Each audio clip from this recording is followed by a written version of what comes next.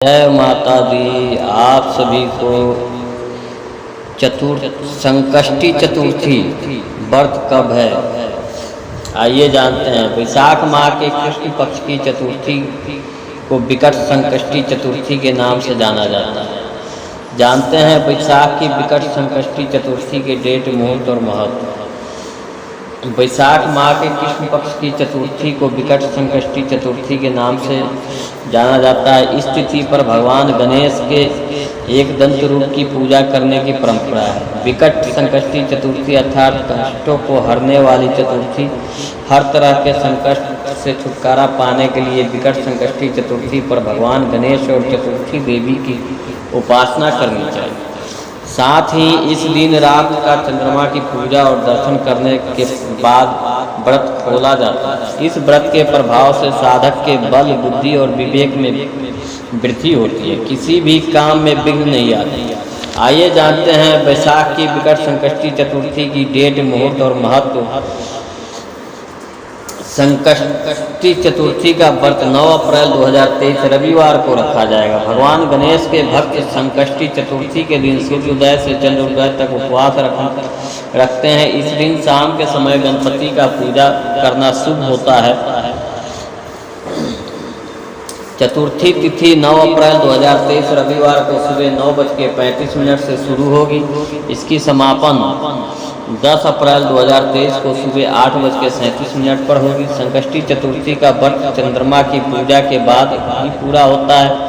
ऐसे में व्रत 9 अप्रैल को रखा जाएगा। गणपति की पूजा सुबह का मुहूर्त 9:13 से 10:48 तक। गणेश जी की पूजा शाम का मुहूर्त 6:43 से रात 9:33 तक। चंद्रोदय समय रात 10:02 पे। विकट संकष्टी चतुर्थी भद्रा का भी योग होता है। वैशाख महीने की संकष्टी चतुर्थी वाले दिन भद्रा का छाया का भी रहेगा। भद्रा की शुरुआत 8 अप्रैल 2023 रात को 9:56 पर शुरू होगी और 9 अप्रैल 2023 को इसका समापन सुबह 9:35 पर होगी। भद्रा में मांगलिक कार्य करने की मानहानि है, लेकिन गणपति की पूजा में कोई अवरोध नहीं है। विकट संकष्टी चतुर्थी पर भगवान गणेश और चौथ माता की पूजा करने से संतान पर आने वाले सारे संकट दूर हो जाते हैं। वैवाहिक जीवन में तनाव खत्म होता है। कमजोरी बुद्धि वाले को आत्मविश्वास में वृद्धि होती है।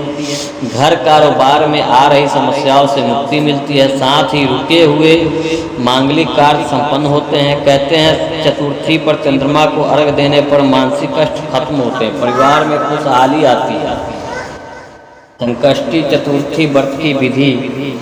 सबसे पहले सुबह उठे और स्नान करें। इस दिन लाल रंग के वस्त्र पहने। फिर गणपति की मूर्ति को फूलों से सजा ले और पूजा करते समय अपना मुंह पूर्व या उत्तर दिशा की ओर रखें। साफ आसन या चौकी पर भगवान गणेश को विराजमान करें।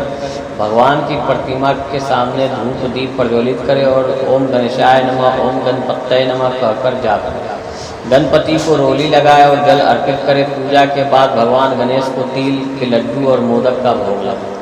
शाम को व्रत कथा पढ़कर चांद को दर्शन कर अपना व्रत खोले। अपना व्रत पूरा करने के बाद दान भी जरूर कर देना चाहिए। व्रत कैसे रखें। संकष्टी चतुर्थी पर कई लोग निर्जला व्रत करते हैं तो कई फलाहार ग्रहण करके उपवास करते हैं। पूजा के बाद आप फल, मूंगफली, खीर, दूध या साबूदाने का सेवन कर सकते हैं। कई लोग इस व्रत में सेंधा नमक का इस्तेमाल भी करते हैं। आइए कथा सुनते हैं। एक बार माता पार्वती और देवों के देव महादेव नदी के किनारे बैठे हुए थे। तभी माता पार्वती ने चौपर खेलने की इच्छा जताई, लेकिन परेशानी ये थी कि वहाँ उन दोनों के अलावा तीसरा कोई नहीं था जो उन्हें खेल में निर्णायक की भूमिका निभा सके। इस समस्या का समाधान निकालते हुए भगवान शिव और माता पार्वती ने एक मिट्टी की मूर्ति बनाकर उसमें जान डाला। मिट्टी से बने बालक को दोनों ने आदेश दिया कि तुम इस खेल को अच्छे से देखना और यह फैसला लेना कि कौन जीतता है। खेल शुरू हो गया जिसमें माता पार्वती लगातार जीत रही थी, लेकिन एक बार गलती से बालक ने माता पार्वती को हारा घोषित कर दिया। इस पर माता पार्वती को क्रोध आ गई, जिसकी वजह से गुस्से में आकर माता पार्वती ने बालक को श्राप दे दिया, जिससे बालक लंगड़ा हो गया। बालक ने अपनी भूल के लिए माता से क्षमा मांगी। बालक के बार बार निवेदन करने पर माता ने कहा कि अब श्राप वापस तो नहीं हो पाएगी, लेकिन माता ने उस बालक को श्राप से मुक्ति का एक उपाय बताया। माता ने उससे कहा कि संकष्टी चतुर्थी वाले दिन पूजा करने यहाँ पर कुछ कन्याएं आती हैं, तुम उनसे व्रत की विधि पूछना और व्रत को सच्चे मन से करना। बालक ने व्रत की विधि जान ली और विधि पूर्वक व्रत को किया। उसकी सच्ची श्रद्धा से भगवान गणेश प्रसन्न हुए और उसकी इच्छा पूरी हुई। उस बालक ने माता पार्वती और भगवान शिव के पास जाने की इच्छा को जाहिर किया।